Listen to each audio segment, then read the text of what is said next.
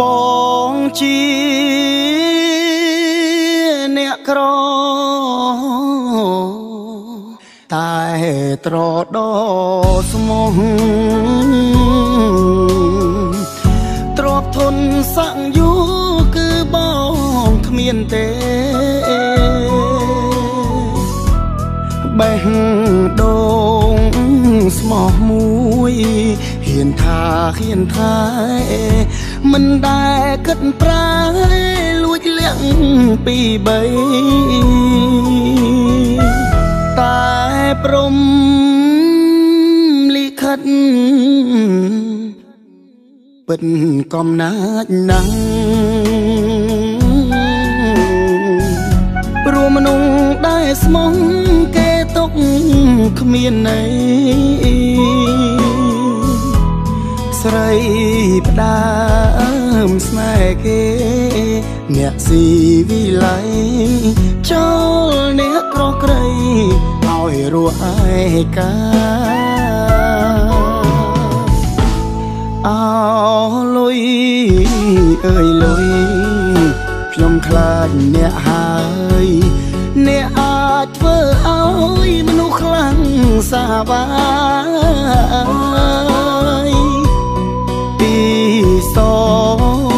ទៅខ្មៅស្មងទៅរឿងសាខ្ញុំចង់ប្រាប់ថាសពអ្នកខ្លាំងណាស់ដួលមិនចង់ក្រោកឈ្ងោកមិនចង់ងើយអស់សងខំហើយតួថ្ងៃនៅរាំងអ្នកក្រដូចបងរស់មួយក្រពេញទោះបីខំស្មងក៏បានត្រឹមជឿ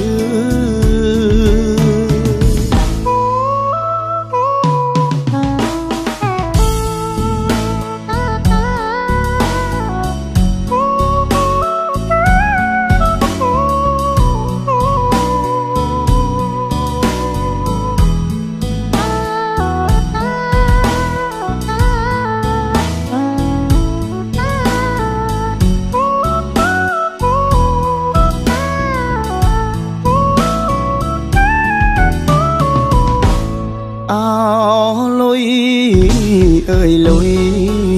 ខ្ញុំខ្លាចអ្នកហើយអ្នកអាចធ្វើឲ្យមនុស្សខ្លាំងសាបាយពីសទៅខ្មៅស្មងទៅរឿងសា